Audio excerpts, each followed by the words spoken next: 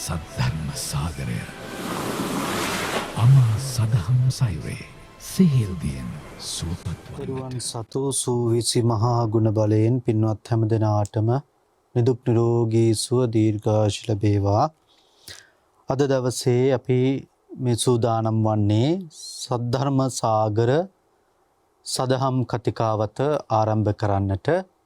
ඒ සඳහා අපගේ ආරාධනාවෙන් මේ ධම් සභා මණ්ඩපයට වැඩමවා වැඩ සිටින පින්වත් බියගම කොට්ටුන්න ධම්මදස්සී බෞද්ධ මධ්‍යස්ථානාධීශ්වර ත්‍රිපිටකාචාර්ය අවසරයි පූජනීය දොළොස්වල උදිත ධීර ස්වාමීන් වහන්සේ තාම ගෞරවයෙන් නමස්කාර පූර්වකව පිළිගනු ලබනවා. අද දවසේ මේ උතුම් සදහම් කතිකාවතට දායකත්වය දනු ලබන්නේ මාළඹේ කහන්තොට මල්වත්ත පාර 228-2 ලිපිනයෙහි පදිංචි චන්ද්‍රා ජීවන්දර මහත්මිය ඇතුළු පවුලේ සියලු පින්නතුන් එම මහත්මියගේ ජන්මදිනයට ආශිර්වාද ප්‍රාර්ථනා කරමින් අද මේ උතුම් ධර්ම දානමය පින්කම සඳහා සද්ධර්ම සාගර සදහම් කතිකාවත උදෙසා දායකත්වයේ දරනු ලබනවා. එතුමිය ප්‍රධාන මේ පින්වත් සියලු දෙනාට පුණ්‍යානුමෝදනා කරන්නට ආශිර්වාද කරන්නට මේ උතුම් කුසල ධර්මයේ සිද්ධ කරනු ලබන්නේ. අද දවසේ ධම්මපදයේ ආශ්‍රය කොටගෙන අපමාද වග්ගය මුල් ගාථා පෙළ ආශ්‍රය කොටගෙන ඒ සදහම් කතිකාවත ආරම්භ කරන්නට පින්වත් පූජනීය ස්වාමීන් වහන්සේට ඊටාම ගෞරවයෙන් යුක්තව ආරාධනා කොට සිටිනවා. පින්වත් හැම දෙනාටම උතුම් තෙරුවන් සරණයි.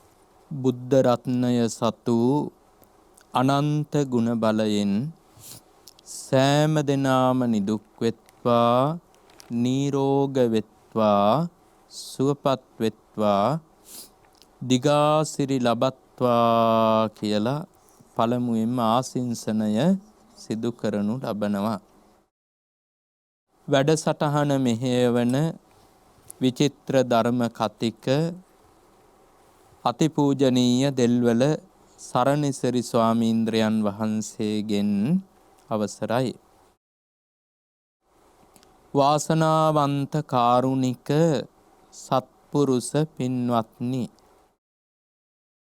අද සද්ධර්ම සාගරය වැඩසටහනෙහි දායකත්වය දරමින් කටයුතු කරන්නේ සම්බුද්ධ ශාසනය කෙරෙහි ප්‍රසන්න සිත් ඇති බුදු සසුනේහි චිරජීවනය කැමැති සම්බුද්ධ ශාසනයටත් මහා සංඝරුවනටත් ඊ타ම සද්ධාවෙන් ගෞරවයෙන් අප උපකාර සිදු කරනු ලබන සදැහැති මෞතුමියක් ප්‍රධාන ඒ පවුලේ පින්වත් පිරිස විසිනුයි.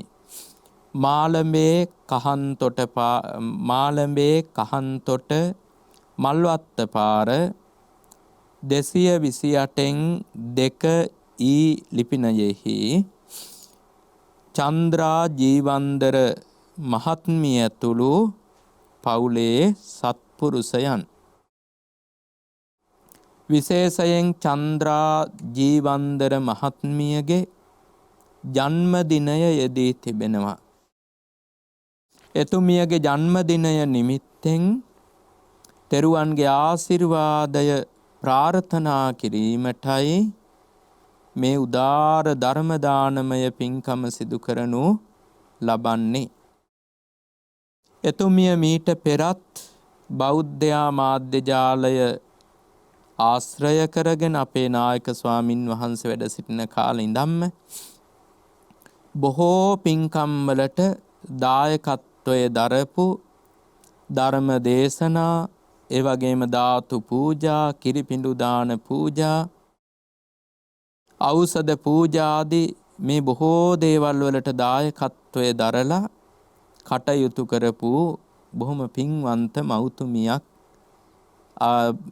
බෞද්ධ නාලිකාවේ පැරණි දායිකාවක් කියලා සිහිපත් කරන්නට ඕනේ. ඒ අපේ විහාරස්ථානයටත් පැමිණෙන අවස්ථාවලදී ඊ타ම සද්ධාවෙන් ගෞරවයෙන් නොඑක ආකාරයෙන් ඒ විහාර දියුණුවට මූල්‍යමය පරිත්‍යාග සිදු කරලා තිබෙන බවද කෘතවේදීව සිහිපත් කරන්නට අවශ්‍යයි.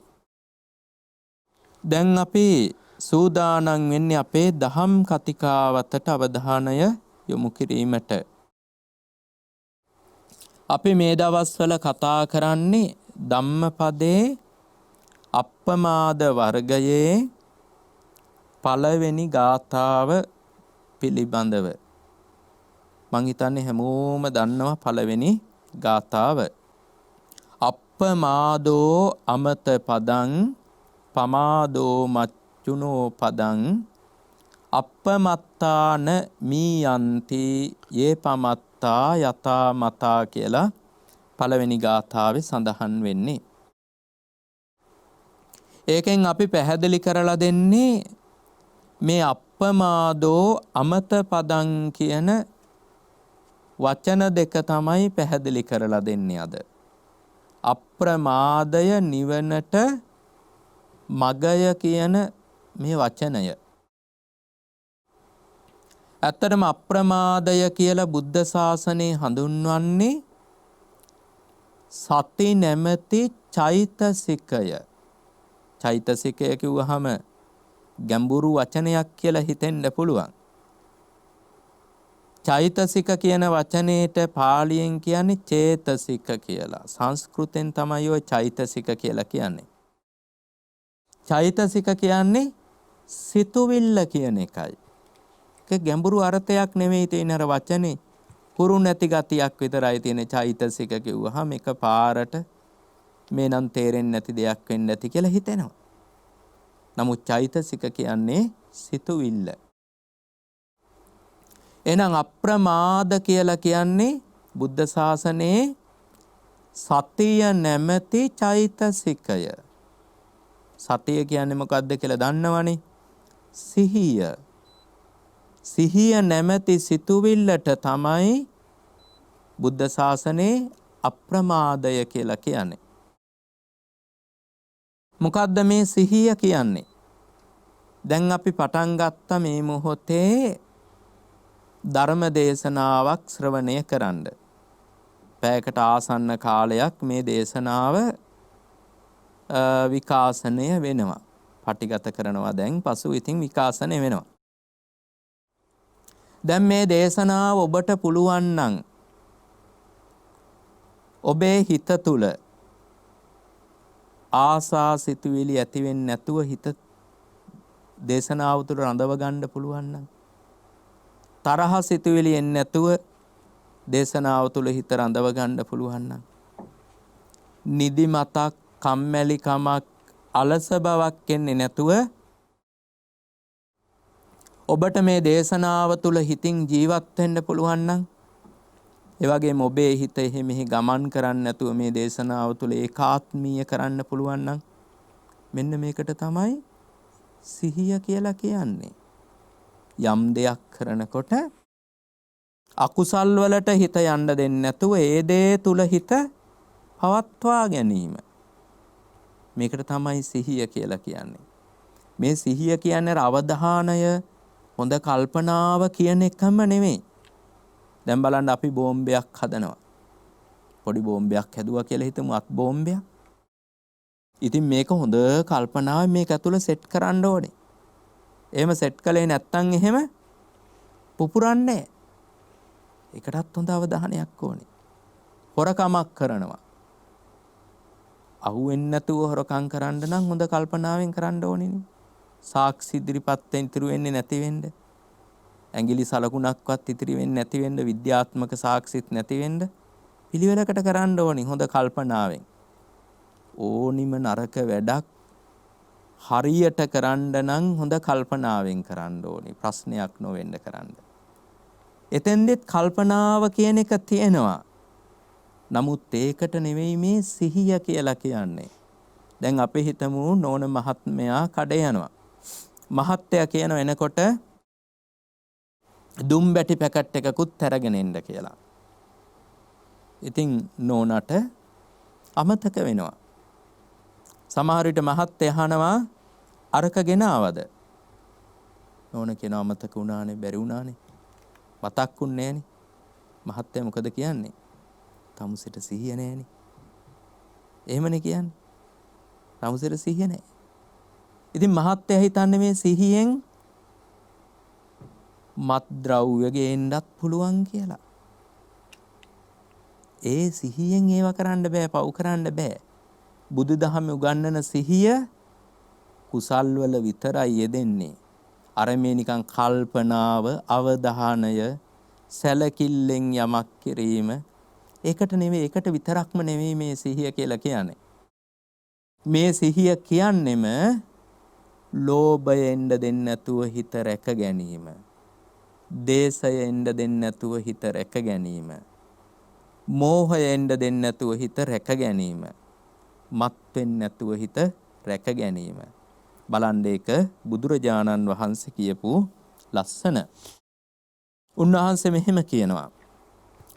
චතුසු භික්කවේසු ඨානේසු අත්තරූපේන අප්පමාදෝ සතේ. උන්වහන්සේ කියන මහණෙනි, අවස්ථා 4ක අප්‍රමාදී බව නැත්තං සිහිය පවත්වා ගත යුතුයි. හිත රැකගත යුතුයි අවස්ථා 4කදී.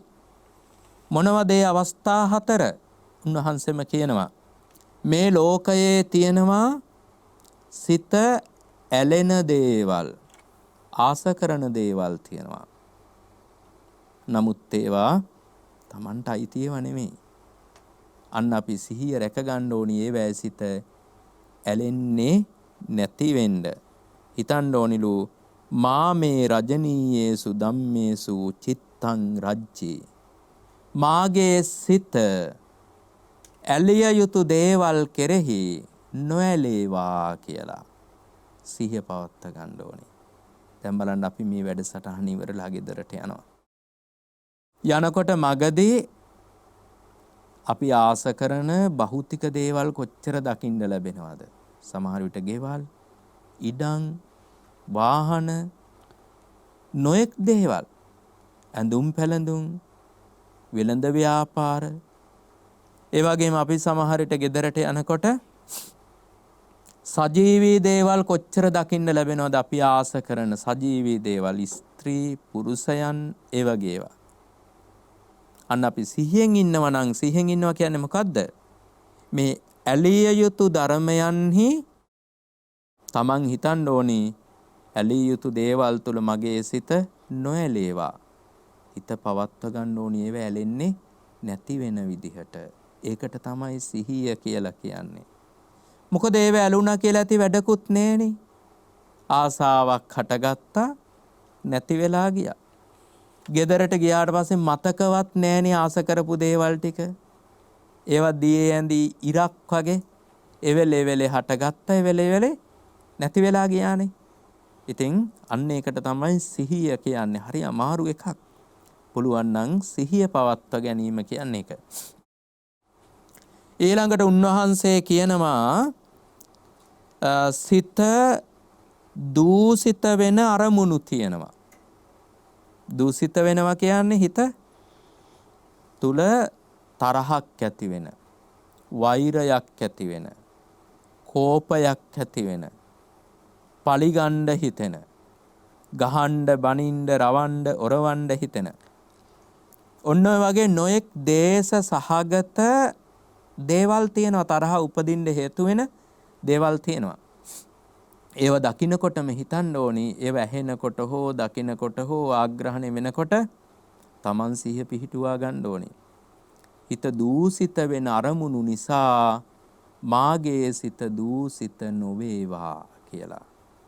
බණු දෙන කිට්ටට පස්සේ හිතන්න පුළුවන් නම් පළවෙනි පැය ඇතුළත හිත දූෂිත වෙන අරමුණකින් මගේ හිත දූෂිත නොවේවා. ඒ කියන්නේ හිත දූෂිත වෙන අරමුණු ගෙදරින්, පරිසරෙන් අයින් කරනවා කියන එක නෙමෙයි. ඒ පරිසර සෝදනයක් කරන්න අපිට බෑ. ඒව ඔහේ තියෙන්න අරිනවා. ඒව තිබුණට කමක් නෑ. තමන් කරන්න තියෙන්නේ ඒව අපද්‍රව්‍ය කියලා හිතමු. තමන් ඒ අපද්‍රව්‍ය ටික ගාගන්නේ නැතුව ඉන්නවා. ඒකයි තමන් කරන්න ඕනේ. තමන් හිත හදා ගන්නවා මගේ හිත මන් දූෂණය කරගන්නේ දූෂණය වෙන අරමුණු වලින්, නැත්තම් තරහ යන අරමුණු වලින් මගේ හිත තරහ ඇති හිතක් බවට පත් වෙන්න මම දෙන්නේ නැහැ කියලා හොඳ කල්පනාවෙන් අවධානයෙන් ඉන්නවා. දවසම ඕනේ එකපාරටම. පැය භාගයක් හිතලා ඉන්න මම මේ පැය භාගය තුල අද තරහ ගන්න නැහැ කියලා කොච්චර තරහ ගන්න අරමුණු ආවත්. එතකොට වෙනදා කවුරු හරි බනිනවා එක්කෝ කියවනවා එක්කෝ වැඩක් කරලා නැහැ. තමන් හොඳ අවධානයෙන් බලනවා අද මං තරහ ගන්නෑ මේ ශබ්දේ අහලා. මේක මේ විදිහට දාලා තියෙනවා දැක්කා කියලා මම අද තරහ ගන්නෑ. මේක කලේ නෑ කියලා අද මම තරහ ගන්නෑ. අන්න හොඳ අවධානයෙන් බලනවා හිත ගැන. ඒකට තමයි සති සිහිය කියලා කියන්නේ. ඊළඟට බුදුරජාන් වහන්සේ කියනවා මුලා වෙන දේවල් ලෝකේ තියෙනවා. තමන් හිතනවා මුලා වෙන දේවල් වල මගේ සිත මුලාවටපත් නොවේවා කියලා. තමන් හොඳ සිහියෙන් මුලාවටපත් වෙන්නේ නැතුව ඉන්නවා. ඒකට තමයි සිහිය කියලා කියන්නේ. ඊළඟට උන්වහන්සේ කියන මත් වෙන දේවල් තියෙනවා. මත් වෙන දේවල් වලට කියන මත් වීමට කියන මදය කියලා. මොනවද මත් වීම කියන්නේ? එක එක්කෙනා එක එක දේවල් වලින් මත් වෙලා ඉන්නේ අර මත්පැන් බීලා මත් වුණා වගේ. ඒ කියන්නේ ටික කාලයක් ජීවත් වෙන කෙනෙක් නම් අවුරුදු 75යිම පැනලා නම් හිතන්නේ මම බොහෝම පින්වන්ත කෙනෙක් වෙන අය නම් මේ වෙනකොට මැරිලා. එහෙම කියලා තමන් ජීවන මදයෙන් මත් වෙනවා. ගොඩක් කල් ජීවත් වෙනවා කියන එකට ජීවන මදය. එක ක්ලේශයක් ඒක වයසට යනකොට ඇති වෙන. තමන් මත් වෙනවා ජීවන මදයෙන්. ඊළඟට තරුණ කාලේ ඉන්නවා. එයාලා හිතන්නේ මම තරුණයි. මේ තරුණ කාලේ ඔය බණහලා හරියන්නේ නැහැ, පන්සල් ගිහිල්ලා හරියන්නේ නැහැ, බෝධි පූජා තියලා හරියන්නේ නැහැ. ඒ කාලේ කරන්න වැඩ ටිකක් තියෙනවා කියලා ඔන්න කල්පනා කරලා මත් වෙනවා. මත් වුණාට පස්සේ ඉතින් බැරි වුණා වගේනේ. බැරි වෙච්ච කෙනාට සිහිය නැහැනේ මොනව කරනවද කියලා දන්නේ. ඉතින් යෞවන මදයෙන් මත් වුණාට පස්සේ ඒ මත් වෙච්ච මිනිස්සයා සුරාමතින් මත් වෙච්ච කෙනෙක් හා සමානයි. ඔහු මොනවද කරන්නේ කියලා ඔහුවත් හරියට දන්නේ නැහැ. කොහොම හරි කරන්නේ හොඳ දේවල් නම් නෙමෙයි. අන්න යෞවන මදයෙන් මත් වෙනවා. සමහර අය ඉන්නවා නිතර අසනීප වෙන්නේ එහෙම නැහැ. ඉතින් නිතර අසනීප වෙන්නේ නැති වුණාම මේ ඇත්තෝ කියන්නේ මොකද්ද? ඒ ඇත්තෝ කියන්නේ දැන් අලුත් ක්‍රමයට කියන්නේ නම් මම නම් පැන්ඩෝල් පෙත්තක් තරම්වත් බොන්නේ. එහෙමනේ කියන්නේ පැන්ඩෝල් පෙත්තක් තරම්වත් බොන්න ලෙඩක් නෑ මට. අලුත් ක්‍රමයට. ඉස්සර ක්‍රමයට කියන්නේ එහෙම නෙමෙයි. ඉස්සර කොහොමද අපි කියන්නේ? මට ඉහෙන් බහින රෝගයක්වත් නැහැ කියලානේ කියන්නේ. ඉහෙන් බහින රෝගයක්වත් නැහැ. ඒක අපිට චුට්ටක් වැරදිලා. ඒක හරියටම කියන්නේ ඉසින් බසින රෝගයක්වත් නැහැ කියලා. ඉහෙන් නෙමෙයි ඉසින් බසින රෝගයක්වත් නැහැ කියලා. ඇයි එහෙම කිව්වේ? ඉස්සර වෛද්‍යවරයාට කියලා තියෙන ඉසිවරයා කියලා. ඒ වෛද්‍යවරයා බොහෝම හිත දියුණු කරගත්ත කෙනෙක්, කිර්දි බල තිබිච්ච කෙනෙක්. අපේ යුගයේ නෙවෙයි මේ පුරාණ අතීතේ. ඉතින් කවුරු හරි ගෙදර ලෙඩ වුණාම වෛද්‍යවරයාගේ ගෙදරට යනවා. ගෙදරින් කවුරු හරි ගිහිල්ලා කියනවා අපේ අම්මා ලෙඩ වෙලා නැත්තම් තාත්තා ලෙඩ වෙලා.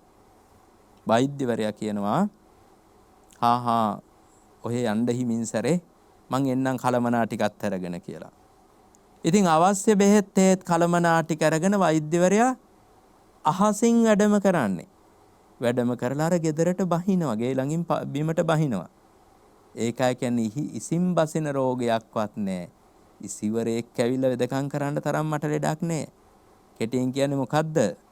වෛද්‍යවරයෙක් ඇවිල්ලා ප්‍රතිකාර කරන්න තරම් ලෙඩක් මට නැහැ කියන එක තමයි ඒකේ අදහස. ඒ කියන්නේ ලොකු අසනීපයක් නැහැ කියන එකනේ. අන්න බලන්න එහෙම හිතලා මත් වෙලා ඉන්නවා. ඒ මත් වීමට මොකද්ද කියන්නේ? ආරෝග්‍ය මදය. තමන් නිරෝගී කියලා හිතලා ඒකෙනුත් මත් වෙනවා සමහර අය. ඒකට කියනවා අපි ආරෝග්‍ය මදය කියලා හඳුන්වනවා. ඉතින් මෙන්න මේ විදිහේ මත්විය යුතු කරුණු වලින් මම මත්වීමටපත් නොවේවා කියලා කල්පනාවෙන් ඉන්නවා. මේකට තමයි සිහිය. ඔන්න බලන්න සිහිය පිහිටවන්න ඕනි අවස්ථා 4යි. හොඳට මතකේ තියාගන්න. මොනවද අවස්ථා 4? ඇලිය යුතු දේවල් වල මගේ සිත නොඇලේවා කියා සිහිය පිහිටුවිය යුතුයි. ඊළඟට දේශයේ උපදින දේවල් තුල තරහ තියෙන දේවල් තුල මාගේ සිත දූෂිත නොවේවා කියලා සිහිය පිහිටවිය යුතුයි. මුලාවටපත් වෙන අරමුණු තුල මාගේ සිත මුලාවටපත් නොවේවා කියලා සිහිය පිහිටවිය යුතුයි. මත් වෙන අරමුණු වල මගේ සිත මත් නොවේවා කියලා සිහිය පිහිටවිය යුතුයි කියලා තථාගත බුදුරජාණන් වහන්සේ දේශනා කරන්නට යෙදුණා. ඊළඟට බුදුරජාණන් වහන්සේම දේශනා කරනවා ඒක ධම්මෝ භික්කවේ භාවිතෝ බහුලීකතෝ උබෝ අත්තේ සමදිගයිහ තිට්ඨති කියලා. මහණෙනි එකම ධර්මයක් භාවිතෝ වඩන ලද්දේ බහුලීකතෝ බොහෝ කොට වඩන ලද්දේ උබෝ අත්තේ සමදිගයිහ තිට්ඨති. ඒ කියන්නේ මෙලොව යහපතද පරලොව යහපතද උදාවන්නේය කියලා කිව්වා. එකම එක ගුණ ධර්මයක් එකම එක කුසල ධර්මයක් තියෙනවා. ඒ කුසල ධර්මයේ පුරුදු කළොත් නැවත නැවත පුරුදු කළොත් මෙලොව යහපත සැලසෙනවා පරලොව යහපත සැලසෙනවා කියලා දේශනා කළා. ඊළඟට බුදුරජාණන් වහන්සේම ප්‍රශ්නයක් අහනවා ඒ එකම එක කුසල ධර්මය කුමක්ද? උන්වහන්සේම පිළිතුරු දෙනවා ඒ තමයි අප්‍රමාදය කියලා. ඉතින් මේක කියන අප්‍රමාදයේ වැඩිමෙන් මෙලොව යහපතයි පරලොව යහපතයි සැලසෙනවා.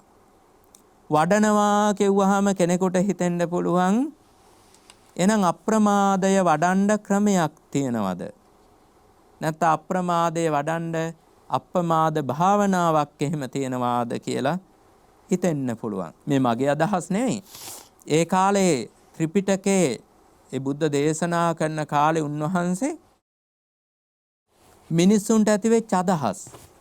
බුදුරජාණන් වහන්සේ මේක වඩන්න කිව්වා, දියුණු කරන්න කිව්වා. එහෙනම් අප්‍රමාදයේ වඩන ක්‍රමයක් තියෙනවද, භාවනාවක් තියෙනවද කියලා ඒ කාලේ සමහර අයට හිතිලා තියෙනවා. ඒක නිසාම ධර්මයේ සඳහන් වෙනවා මෙහෙම න අප්‍රමාද භාවනා නාම විසුං ඒකම් භාවනාත්තේ. අප්‍රමාද භාවනා නමින් එක භාවනා ක්‍රමයක් ලෝකයේ නැත. අප්‍රමාද භාවනාව කියලා භාවනාවක් ලෝකේ නැහැ. යාකාචි පුඤ්ඤ කිරියා කුසල කිරියා සබ්බාසා අප්‍රමාද භාවනාත්වේව වේදිතබ්බා.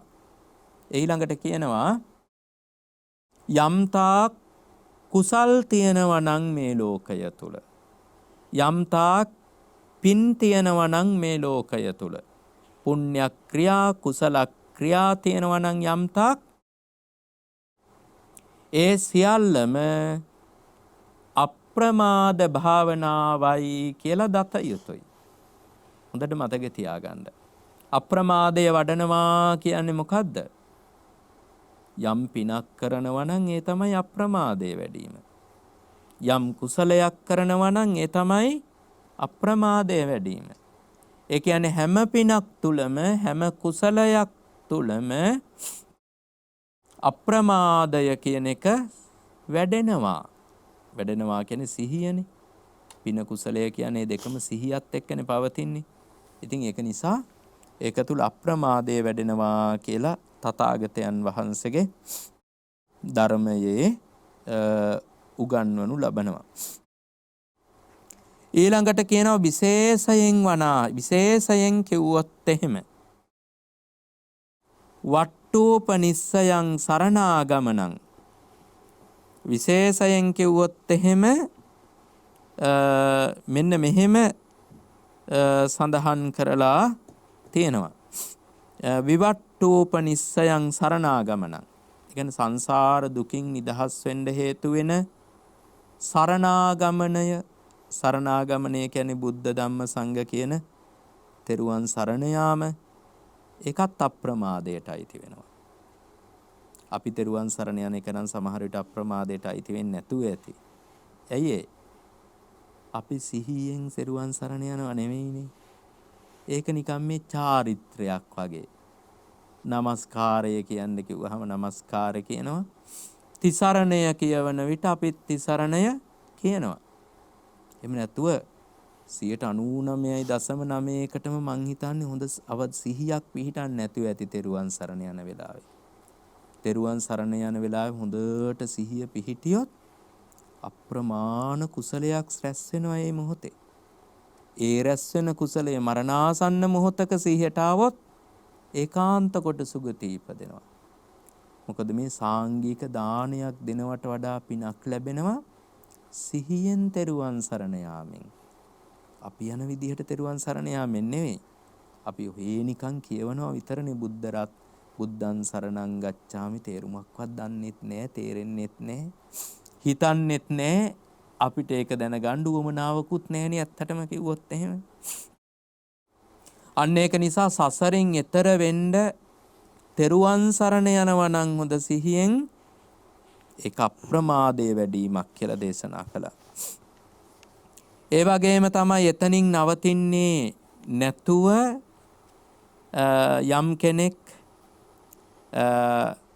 කායික චෛතසික සංවරයට හේතු වෙන සීලයක් රකින්නවා නම් කයයි සිතයි සංවර වෙන්න හේතු වෙන විදිහට යම් කෙනෙක් යම් සීලයක් රකින්නවා නම් ඒකත් අප්‍රමාදීව කටයුතු කිරීමක්.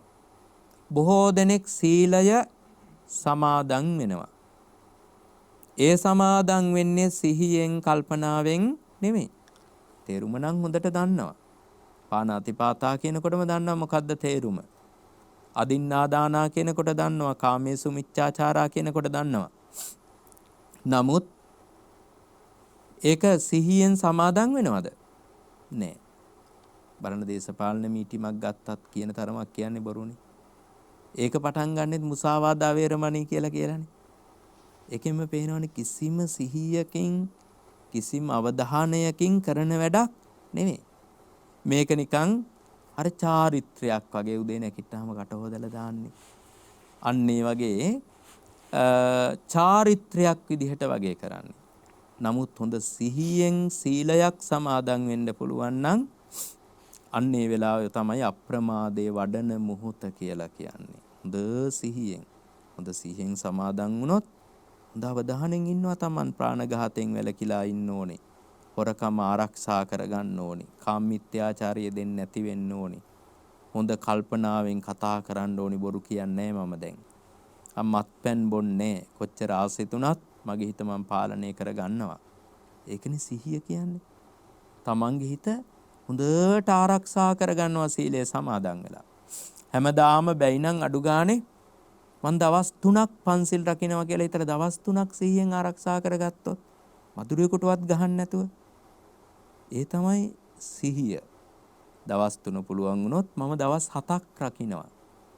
පන්සිල් පද 5ම රකින්න බැරි නම් එකක් අදිස්ථාන කරගන්න මම මෙන්න මේ ශික්ෂාපදේ රකින්නවා මෙච්චර කාලයක්. හොඳට හිතා ගන්න මේ ශික්ෂාපදේ රකින්න අමාරුම එකක් හොයලා ගන්නවා. අමාරුම එකක් හොයලා අරගෙන හිතනවා මම මේ ශික්ෂාපදේ රකින්නවා මෙන්න මෙච්චර කාලයක් කඩන්නෙම නැතුව. එකයි බලන්න අන්න එහෙම පුරුදු කළොත් Tamanට අප්‍රමාදයේ වැඩිමක් වෙනවා. එක ශික්ෂාපදයක් පුරුදු කළත් ප්‍රමාණවත්. මොකද කලක් යනකොට තව ශික්ෂාපදයක් පුරුදු කරන මට්ටමට ඔබේ හිත දියුණු වෙයි. තව කලක් යනකොට ශික්ෂාපද 3ක් රකින්න මට්ටමට දියුණු වෙයි. එකක්වත් රකින්නේ නැතුව ඉන්නවට වඩා හොඳයිනේ කොහොමත් එකක් හරි රකින්න එක. අන්න එහෙම තමයි අප්‍රමාදය පුරුදු කිරීම කියලා කියන්නේ. ඊළඟට සමාධි භාවනාවක් පුරුදු වෙනවා. සමාධි භාවනාවක බුදු ගුණ වඩන්න, දහම් ගුණ භාවනා කරන්න, එක්ක සංඝ ගුණ භාවනාව වඩන්න, මෛත්‍රී කරන්න මේ වගේ භාවනාවක් පුරුදු වෙනවා. ඒ භාවනාව පුරුදු කිරීමට තමයි කියන්නේ අප්‍රමාදය වැඩිම කියලා.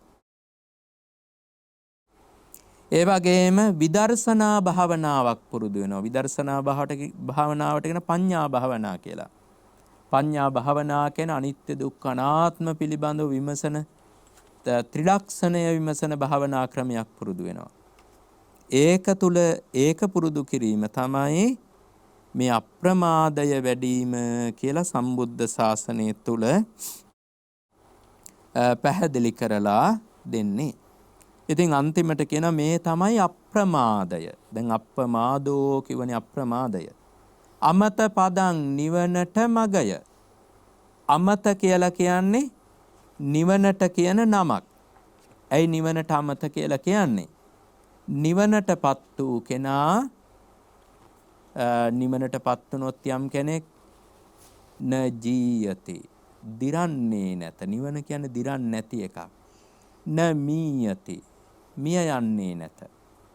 මැරෙන්නේ නැති නිසා තමයි නිවනට අමත කියලා කියන්නේ. නිවනටපත් වූ කෙනා මැරෙනවා. එයාට ගෞරවයෙන් අපි කියනවා පිරිනිවන් පානවා කියලා. හැබැයි යා මැරුණට මැරෙන්නේ නිකම්ම නෙමෙයි. මැරෙන්නේ කොහොමද?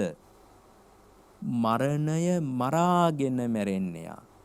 මරණය මරාගෙන කිව්වේ මැරෙන ස්වභාවය මරලා දාලා මැරෙන්නේ. මැරෙන්න තියෙන හේතු තියෙනවනේ, නැවත නැවත මැරෙන්න තියෙන හේතු. හේතු කියන්නේ උපදින්න හේතු තිබ්බොත් නේ මැරෙන්නේ. උපදින්න තියෙන හේතු ටික වනසලා දාලා තමයි යා මැරෙන්නේ නිවනටපත් වෙච්ච කෙනා. ඒ නිසා යා උපදින්නේ නැවත. අර කියන්නේ මරණය සුදුත් නැත, මරණය කළුත් නැත, මේ දෙක අතර එතරම් වෙනසකුත් නැත.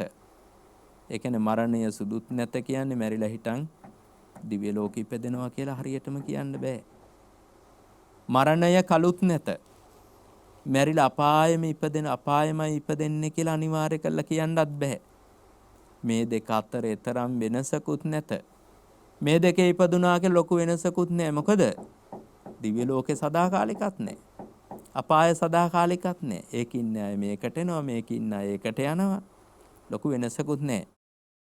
මේ ගැන මනා කොට නුවණින් යොමා සිත, ඒක නිසා මේක ගැන හොඳට නුවණින් සිත යොමු කරලා මරණය මරාගෙන මැරුණට කමක් නැත.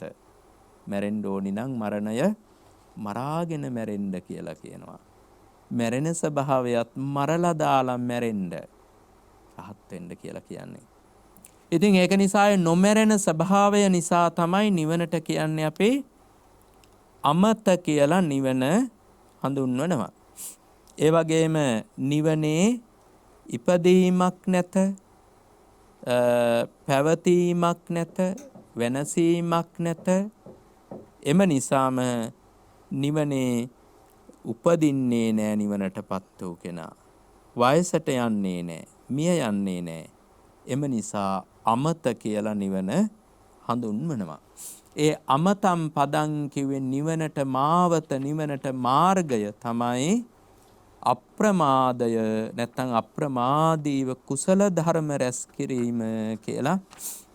ඒ පළවෙනි ගාථාවේ පළවෙනි වචන වලින් පැහැදිලි කරලා දෙනවා. ඒ කියන්නේ අප්පමාදෝ අමත පදං කියලා හඳුන්වනු ලබනවා. පදං කියලා කියන්නේ ඇත්තටම කාරණාව, මාර්ගය කියන අර්ථය තියෙන එකක්. ඊළඟ වචනයෙන් කියන පමාදෝ මච්චුනෝ පදං. පමාදෝ මච්චුනෝ පදං කියේ ප්‍රමාදය මරණයට මාවතයි. ප්‍රමාදය කිව්වහම අපි හිතන්නේ හිමින් හිමින් යමක් කරනවා කියන එකයි. කඩිසර බවක් නැහැ කියන එක. සැලකිල්ලක් නැතුව යමක් කරනවා. උවමනාවක් නැතුව කරනවා. ඔහේ අතගගා ඉන්නවා. ඔයගේ අදහසක් නේ හිතට එන්නේ. නිකන් හරියට අපේ පැරණි රාජ්‍ය සේවය වගේනේ, රජින් වැඩක් කරගන්න ගියා වගේනේ. ප්‍රමාදය කියන වචනේත් එක්ක අපේ හිතට එන්නේ සාමාන්‍යයෙන්. ඉතින් මෙතන ප්‍රමාදය කියන්නේ ඒ වගේ වචනයක් නෙමෙයි. මෙතන ප්‍රමාදය කියලා කියන්නේ මේක විස්තර කරනවා මෙහෙම. තත්ත කතමෝ පමාදෝ. මේ බුද්ධ ශාසනය තුල ප්‍රමාදය යනු කුමක්ද? කාය දුච්චරිතේනවා, කාය දුච්චරිතේවා, වචී දුච්චරිතේවා, මනෝ දුච්චරිතේවා, පංචසුවා කාම ගුණේසු චිත්තස්ස වොස්සග්ගෝ වොස්සග්ගානුපාදානං ධම්මානං භාවනාය අසච්ච කිරියතා. මේකේ බොහෝම ලස්සනට විස්තර කරලා දෙනවා ප්‍රමාදය කියන්නේ කුමක්ද කියලා. ඒ තමයි කයින් පව් කිරීම, වචනයෙන් පව් කිරීම, මනසින් පව් කිරීම. මේවට කියනවනේ කාය දුච්චරිත, වචී දුච්චරිත, ඊළඟට මනෝ දුච්චරිත කියලා කියනවා. පංචසුවා කාම ගුණේසු, නැත්නම් පංචකාම ගුණයන් තියෙනවා. පංචකාම ගුණ කිව්වේ ලස්සන ප්‍රියමනාප රූප, ශබ්ද, සුවඳ, රස, පහස. මෙන්න මේවා තුල හෝ යම්කිසි කෙනෙක්, මෙන්න මේවා තුල යම් කෙනෙක් පංචකාමයන්හි හෝ සිහියෙන් වෙන් වෙලා වාසය කරනවා. මෙන්න මේවා තුල සිහියෙන් තොරව වාසය කරනවා. දැන් කාය දුච්චරිතයක් කරන්න අවස්ථාව ආවහම සිහියෙන් තොර වෙන උදාහරණයක් විදිහට මදුරුවෙක් වහනවා. සිහියෙන් තොර වෙනවා. සිහියෙන් තොර වුණොත් මදුරුවට ගහලා මරනවා. සිහියෙන් යුතු වුණොත් මොකද කරන්නේ? පිඹිනවා මදුරුවට. අත හොලවනවා, ඇඳුම හොලවනවා. බණ්ඩ ලොකු කුසලයක් කරගන්නවා ප්‍රාණඝාතයෙන් වැළකීලා. දාණයට ආහාර දන් දීමට වඩා වටිනවා අභය දාණය දීම. කෙනෙක්ගේ ජීවිතේ මදුරුවෙක් මරන්න නැතුව ඉන්න එක. බණ්ඩ සිහියෙන් අපි යනවා නාන කාමරයට. සමහර විට කොමඩ් එකේ කූඹි ටිකක් වැහිලා. දැන් සිහියෙන් තොරව ගිය කෙනා නම් උදේ පාන්දර සමහරට එහෙමම චූ කරනවා කොමඩ් එකට. කූඹි ටිකක් ඉවරයි, වතුර ගහලා දානවා. සිහියෙන් ගියා නම් එහෙම අර බ්‍රස් එකක් අරගෙන උන්ට ඒක ඇතුළට දාලා හිමින්සරේ කූඹි ටික උඩට අරන් පැත්තකට ගසායලා දාන්න පුළුවන් බාත්රූම් එකේ වතුර නැත් තැනකට. අනු කොච්චර ලොකු පින්කමක්ද කියලා. තමන් මැරෙන්න යන මොහොතකදී හරි කවුරු හරි පිහිට වෙනවා. ඒ වගේ පින්කමක් කරලා තිබ්බනම් ජීවිතේ. ඒ තමයි ප්‍රාණඝාතයෙන් වැළකීම සති කියන්නේ. ඒක තමයි. අන්න ඒ වගේ මේ කාය දුච්චරිතයක් කරන්න අවස්ථාව ලැබුණාම සිහිය පිහිටුවා ගන්නවා. යමක් හොරකම් කරන්න ඉතුණු සිහිය පිහිටුවාගෙන හොරකම් කරන්න නැතුව ඉන්නවා. සමහර විට අවස්ථාව ලැබෙනවා කාමයේ වරදව හැසිරෙන්න. අහුවෙන්න කෙනෙක් නැහැ, දැනගන්න කෙනෙක් නැහැ, පේන්න කෙනෙක් නැහැ, ප්‍රශ්නයක් වෙන්නේ නැහැ. හැබැයි සිහිය තියෙන කෙනා හොඳට තේරුම් ගන්නවා මේ මහා පාපයක් කියලා. මෙලොවටත් පාපයක්, පරලොවත් දුක් විඳින්න වෙනවා. ඉවත් වෙනවා සිහියෙන්. අන්න ඒකට තමයි අපි අප්‍රමාදය. එසේ සිහිය නොපැවැත්වීම තමයි ප්‍රමාදය කියලා කියන්නේ. කාය දුස්චරිතය ඇති අවස්ථාවේ සිහිය පිහිටුවා නොගැනීම, වචී දුස්චරිතයකට යෙදෙන්න අවස්ථාව ආවහම සිහිය පිහිටුවා නොගැනීම, මනෝ දුස්චරිතයක් යෙදෙන්න අවස්ථාව ආවහම සිහිය පිහිටුවා නොගැනීම. මෙන්න මේකට තමයි ඇත්තටම අකුසලයන්හි සිහිය, අකුසලය තුල හැමම යෙදෙනවා සිහියෙන් තොරව. ඒකටම තමයි කෙටියෙන් කිව්වොත් ප්‍රමාදය කියන්නේ කියලා පැහැදිලි කළා තියෙනවා. කෙටියෙන්ම කිව්වොත් දාන සීල භාවනා යන තෙවදෑරුම් පින්කම්වල සිහිය නොයොදවා සිටීම ප්‍රමාදයයි. දන් දෙන්නෙත් නෑ, සීලයක් රකින්නෙත් නෑ, භාවනා කරන්නෙත් නෑ. ඒවා තුල සිහිය යොදවන්නේ. එය තමයි ප්‍රමාදය කියලා කියන්නේ. ඒ වගේම ප්‍රමාදය කියන්නේ සිත අපිරිසුදු කරන ක්ලේශයක්. ප්‍රමාදය ඇති වුණාට පස්සේ ඇති දේ ඇති සැටියෙන් දකින්න බෑ. ප්‍රමාදය තිබුණහම ප්‍රමාදයේ තියෙන කෙනා අසුබ දේ දකින්නේ සුබයි කියලා. බලන්න අපේ ශරීරයක් කරගෙන කොච්චර අසුබයිද කියලා. ලස්සන මල්ලක් ගන්නවා. මේ මල්ලට බල්ලෙක් මස් කරලා හිටන් දානවා. ඒ බල්ලගේ වමනේ ටිකක් අරගෙන දානවා, මල මුත්‍ර ටිකක් අරන් දානවා, බොකු බඩවැල් ටිකක් දානවා, ලෝම කූප ටිකක් හූරලා දානවා, ඔක්කොම ජරාව ටික දානවා ලස්සන මල්ලකට. ඊට පස්සේ ගඳ එන්නේ නැති වෙන්න හොඳට සීල් කරනවා මේක. ගඳ එන්නේ නැති වෙන්න සීල් කරලා තියනවා. බණ්ඩ අපේ ශරීරෙත් මේ මල්ල වගේ සීල් කරලා තියෙන්නේ.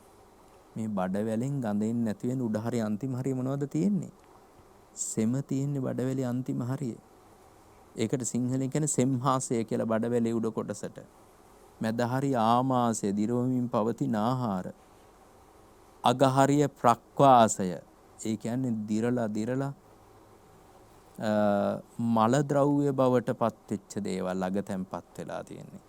නමුත් ඒ ගඳ උඩට එන්නේ නැති වෙන්න අර වෝටර් සීල් එකක් වගේ අර টয়ලට් වල සෙමෙන් ඒ ටික ගඳ එන්නේ නැති වෙන්න ආවරණය කරලා තියෙනවා. කටට ඒ ගඳ එන්නේ නැති වෙන විදිහට.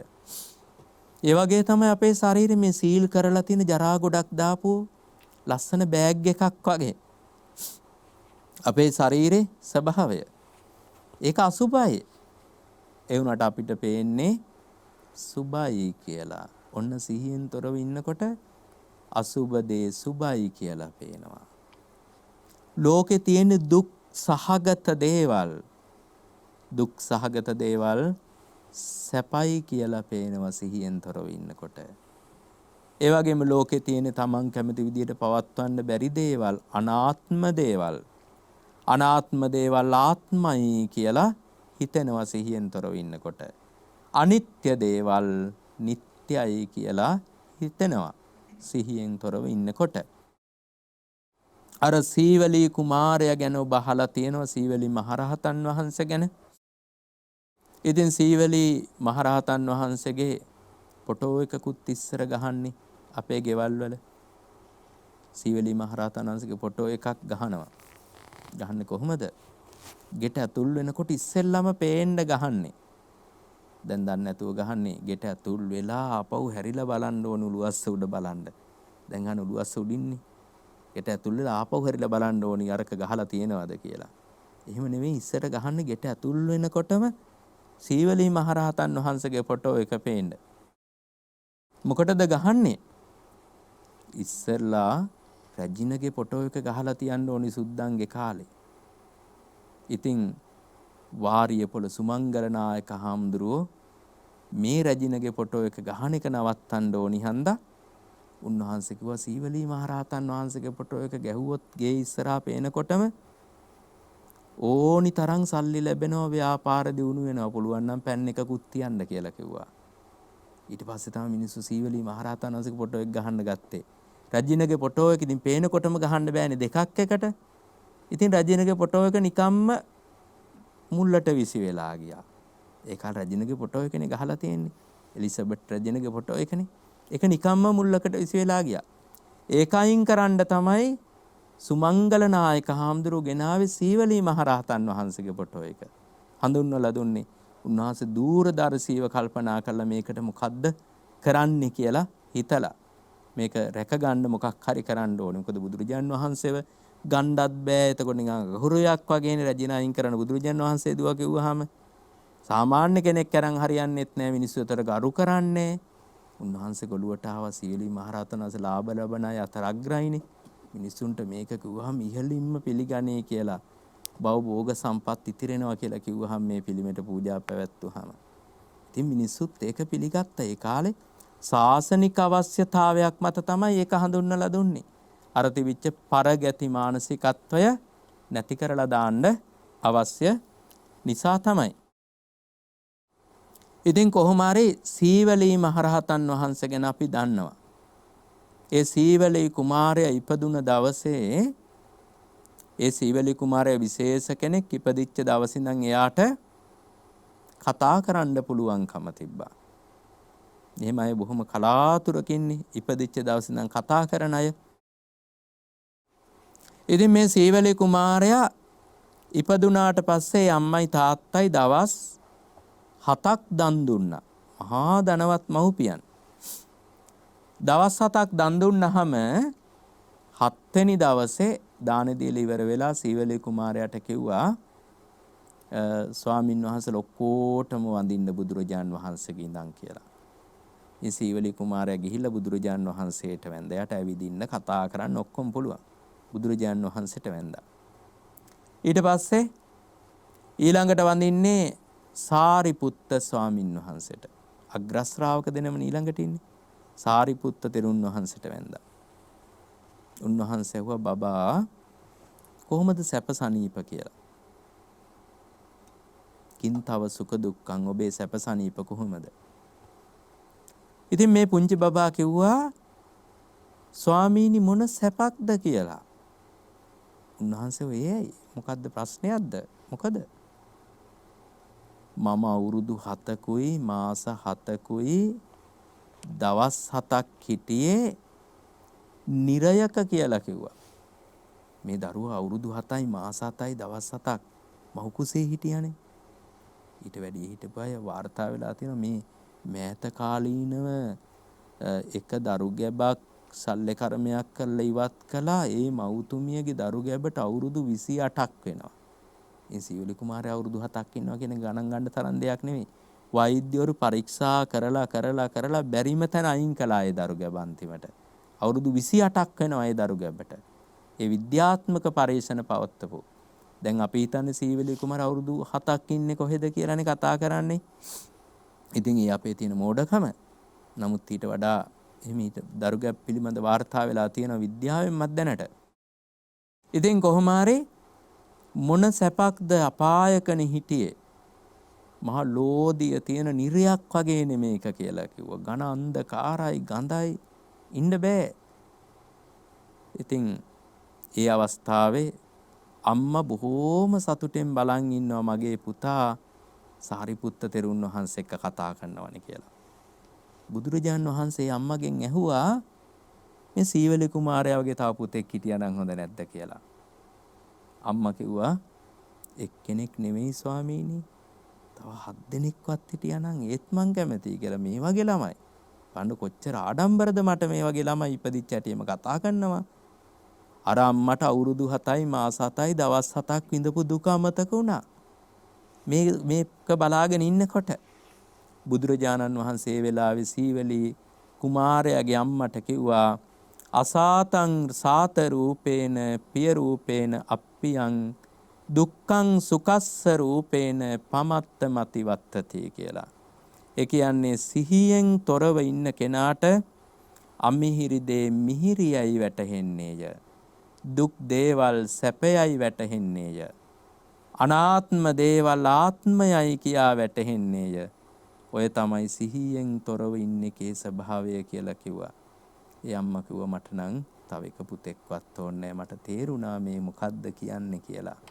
ඉතින් කෙසේ නමුත් අප්‍රමාදය මරණයට මගයි කියලා අප්‍රමාදෝ අමත පදං පමාදෝ මච්චුනෝ පදං ප්‍රමාදය මරණයට මගයි කියන වාක්‍ය තමයි අද අපි ඉගෙන ගත්තේ.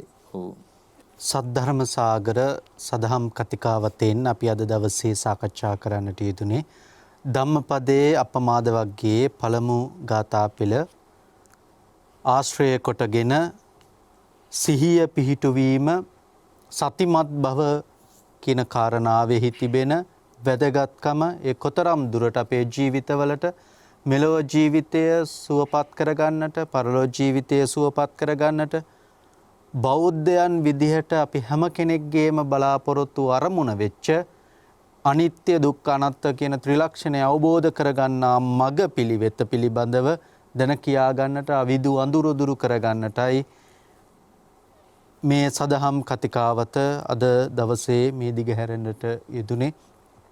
ඒ සඳහා විශේෂයෙන් මේ ධර්ම සාකච්ඡාව සිදු කරගන්නට මේ ධම්සභා මණ්ඩපයට වැඩම කොට වදාළ බියගම කොට්ටුන්න කල්යාණි මාවතේ ධම්මදසී බෞද්ධ මධ්‍යස්ථානාධීශ්වර ත්‍රිපිටකාචාර්ය සද්ධර්මාචාර්ය අවසරයි පූජනීය දොළොස්වල උදිද්දීර ස්වාමීන් වහන්සේට මේ සිදු කරගත්ත මහෝත්තම කුසලයත් අපි අනුමෝදන් කරනවා. නිදුක් නිරෝගීව කායික මානසික ශක්තිය ධෛර්යයෙන් යුතුව සසුන් වැඩ වඩන්නට මේ උතුම් කුසලයත් එකසේම උන්වහන්සේට හේතු වේවා කියලා ප්‍රාර්ථනා සිදු කරනවා.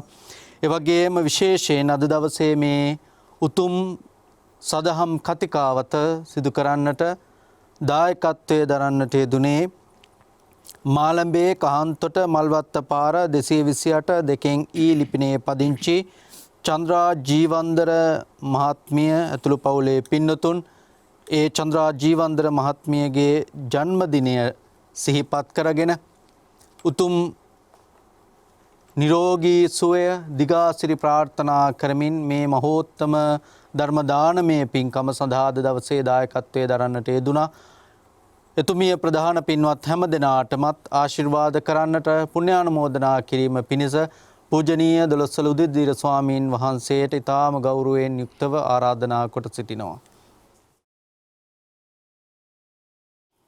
ඊ타ත්ම සද්ධාවෙන් ගෞරවයෙන් යුතුව අද මේ උදාර පින්කමේ දායකත්වය දරමින් කටයුතු කරන්නට යෙදුනේ මාලඹේ කහන්තොට මල්වත්ත පාර 228න් 2 ලිපිනයෙහි චන්ද්‍රා ජීවන්දර මහත්මිය ඇතුළු එම පවුලේ සියලු සත්පුරුෂයන්.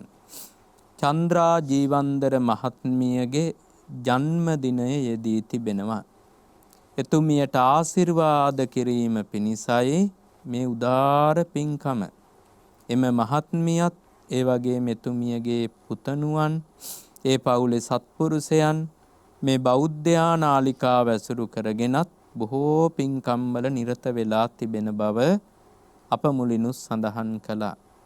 ඒ වගේම අපේ විහාරස්ථානයටත් ඉදිකිරීම් ආදී වලට පරිත්‍යාග මූල්‍යමය පරිත්‍යාග සිදු කරලා තිබෙනවා. එය පුණ්‍යානුමෝදනා පූර්වකව සිහිපත් කරනවා. ඒ වගේ මේ පින්වතුන් අද බලාපොරොත්තු වෙනෝ විශේෂයෙන් 1989 වර්ෂයේ අභාව ප්‍රාප්ත වූ පාඨශාලාචාර්ය ජයසේන ජීවන්දර පියාණන් වහන්සේටත් ලියනෝරා බොතේජු නේද? ලියනෝරා බොතේජු ආදරණීය මෑණියන් වහන්සේටත් 1990 වර්ෂයේ අකල් මරණයටපත් වූ ශ්‍රී ලංකා යුද්ධ හමුදා නිලධාරී චන්ද්‍රසේන විජේසූරිය ආදරණීය ස්වාමි පුරුෂයාණන්ටත් එවැගේම 2004 අභාවයටපත් වූ ඇලිස් බොතේජු ආදරණීය ලොකු අම්මාටත් 2006 වර්ෂයේහි අභාවයටපත් වූ WRD ඇන්ටනි මහත්මාණන්ට ඥාති පුත්‍රයාණන්ට 2016 වර්ෂයේහි අකල් මරණයටපත් වූ අමිල කුමාරසිංහ පුතාටත් ඥාති පුතාටත් ඒ වගේම සහභාගී වූ සෑම දෙනා නමින් මිය පරලොව ගිය ඥාතීන්ටත් පුණ්‍යානුමෝදනා සිදු කරනු ලබනවා. ඉතින් ඒ හැම දෙනාටම මේ මහා පින්පෙත් අත්පත් වේවා. එයාගේ පරලෝක ජීවිත වාසනාවන්ත වේවා. සැප බහුල වේවා. සසර ගමන සුවපත් වේවා. ලෝකෝත්තර අමා නිවනින් සැනසීම ලබත්වා කියලා සාදු කියලා ප්‍රාර්ථනා කරමු. විශේෂයෙන් ආශිර්වාද කරනවා මාලඹේ සුසිලාරාම විහාරාධිපති අතිගෞරවනීය පොරවගම විමල රතන නායක මාහිමිපාණන් වහන්සේ ප්‍රධාන විහාරවාසී මහා සංඝරුවනට කහන්තොට ශ්‍රී ධර්මාශෝක විහාරාධිපති අතිගෞරවාස්පද දම්පහළ අරිය ජීව නායක ස්වාමීන්ද්‍රයන් වහන්සේ ප්‍රධාන විහාරස්ත සංඝරුවනට ඒ වගේම සම්බෝධි මහා විහාරාධිපති අතිගෞරවාස්පද බොරලන්දේ වජිරඥ වජිරඥාන ස්වාමීන්ද්‍රයන් වහන්සේ ප්‍රධාන සංගරුවනට, දේශකයාණන් වහන්සේට, ජයමිනි දියණියට, හෙළරුවන් පුතාට, සානිකා ලේලිය ප්‍රධාන පවුලේ සියලු සත්පුරුෂයන්ට, ගම්පහ උඩතුත්තිරි පිටිය පදිංචිව සිට නැසී ගිය හෙන්ද්‍රික් සිඤ්ඤෝ පියාණන් ප්‍රධාන විජේසූරිය පවුලේ මියගිය සැමට පින් අනුමෝදන් කරනවා. අවසාන වශයෙන් හැම දිනාටම නිවන් ප්‍රාර්ථනා කර ගැනීමයි සිදු කරන්නේ. මේ රැස් කරගත්තා වූ සියලු පින් අපි දෙවියන්ටත් අනුමෝදන් කරමු. විරූඪ විරූපාක්ෂ වෛශ්‍රවණ දතරාෂ්ට සක්‍ර දේවේන්ද්‍ර මතු බුදු වෙන මෛත්‍රී බෝධිසත්වයන් ඇතුළු සදෙව් ලෝකවාසී සියලු දෙවියෝ මේ පින් අනුමෝදන් වනු ලබත්වා. ආර්ය සුමන සමන් දිව්‍ය රාජානන් වහන්සේ, මහා විෂ්ණු දිව්‍ය රාජානන් වහන්සේ, විභීෂණ දෙවියන්, කතරගම දෙවියන්, වන්නිහත්පත්තුවට අධිපති ශ්‍රීමත් අයනායක දෙවියන්, අලුත් නුවර දැඩිමුණ්ඩ දෙවියන්, සරස්වතී මෑණියන්, පත්තිනි මෑණියන්, ගම්බාර දෙවියන්, අපේ ආරක්ෂක දෙවිවරු ඇතුළු සියලු දෙවි දේවතාවෝ මේ පින් අනුමෝදන් වෙත්වා. දෙවියන්ගේ දිව්‍ය සැප සම්පත් යසයිසුරු වර්ධනය වේවා. දෙවියන්ගේ අසීමිත ආශිර්වාදයේ රැකවරණය ආරක්ෂාව හැම දෙනාගේම ජීවිතවලට ලබා දෙත්වා. දෙවියෝ දමා නිවනින් සැනසීම ලබත්වා. අද ජන්මදිනය සමරනු ලබන ඒ චන්ද්‍රා ජීවන්දර මහත්මිය ඇතුළු පවුලේ සෑම දෙනාටම සෙත් පැතූ දූ දරුවන් ආදී සැමටත් මේ මහා පින් අත්වේවා. සෑම දෙනාම මේ පින් බලෙන් තෙරුවන් ගුණ බලයෙන් නිදුක් වෙත්වා, නිරෝග වෙත්වා, සුවපත් වෙත්වා, දීර්ඝායුෂ ලබත්වා. අපල උපද්‍රව සතුරු කරදර මාරක බාධක නවග්‍රහ දෝෂ ඇස්වහ කටවහ දෝෂ පුරාණ කර්ම විපාක අනවින කොඩිවිනේ රාෂ්ටක නින්දා පහස තර්ජන ගර්ජන මාරක බාධක නවග්‍රහ දෝෂ දුරු වේවා. මේ ජීවිතේ මේ බුද්ධ ශාසනයේ තව තව දන් දෙමින්, සිල් රකිමින්, සමත විදසුන් භාවනා වඩමින්, පින් දෙමින්, පින් අනුමෝදන් වෙමින්, මතපිලිවෙතේ යෙදමින්, ගුණ පිළිවෙත් පුරමින් නිවන් මඟ ගමන් කරන්නට ලැබේවා. මතු උපදින ජීවිතවලදී නරක තිරිසන් ප්‍රේත අසුර කියන සතර අපායෝත්පත්ති දුක්ඛයකටපත් නොවේවා. සුගතිගාමී වාසනාවන්ත සැප බහුල සත්පුරුෂ ජීවිත පෙළක් එක දිගට ලැබේවා. සෑම ජීවිතයකදීම කල්යාණ මිත්‍ර සුර ලැබේවා. ධර්ම ශ්‍රවණය කරන්න ලැබේවා. යෝනිසෝ මනසිකාරය පිහිටත්වා ධර්මානුධර්ම ප්‍රතිපත්තිය යෙදෙන්නට ලැබේවා. ඉතාම ඉක්මන් ජීවිතයක අනන්ත බුදු පසේ බුදු අග්‍රශ්‍රාවක මහශ්‍රාවක මහරහතන් වහන්සේලා නිවී සැනසී පැමිණ වදාළ සාන්ත ප්‍රණීත ලෝකෝත්තර අජරාමර නිර්වාණ ධාතුව සුවසේ අවබෝධ කරගන්න මේ පින් හේතු වාසනා වේවා. ආකාසට්ටා ච බුම්මට්ටා දේවා නාග මහිද්దికා පුඤ්ඤන්තං අනුමෝදිත්වා චිරන් රක්ඛන්තු ලෝක සාසනං චිරන් රක්ඛන්තු දේශනං චිරන් රක්ඛන්තු මං පරන්ති. ඉදම් මේ ඥාතීනං හෝතු සුඛිතා හොන්තු. ඉදං වෝ ඥාතීනං හෝතු සුඛිතා හොන්තු ඥාතයෝ. ඉදං වෝ ඥාතීනං හෝතු සුඛිතා හොන්තු ඥාතයෝ. හැම දිනාටම තෙරුවන් සරණයි.